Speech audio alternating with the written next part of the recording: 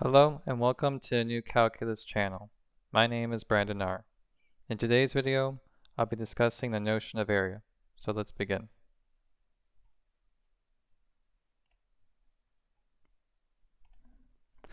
The notion of area in Pythagoras' time had nothing to do with the concept of number.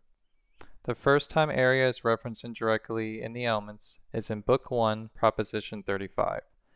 The proposition states that parallelograms which are on the same base and the same parallels are equal to one another. The Euclidean proof shows that if you start with two parallelograms that share a base and end on the same parallel, they will be equal to each other.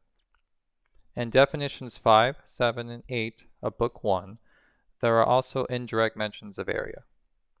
The definitions of surface, plane surface, and plane angle informally mentions the notion of area. Only in Book 7 is a plane number introduced and it is not defined as area. The plane number which is introduced in Book 7, definition 16, refers only to rational numbers, the adjective rational being redundant. It was the first informal definition of area.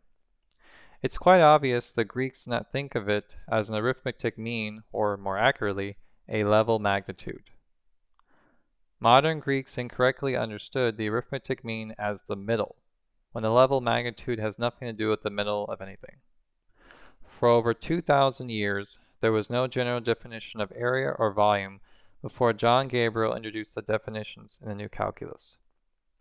John Gabriel correctly defined the concept of area as the product of two level magnitudes.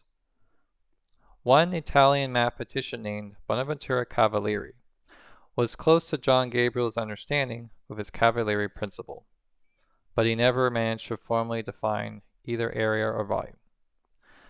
My name is Brandon R, and this is New Calculus channel. Thank you for watching. Goodbye.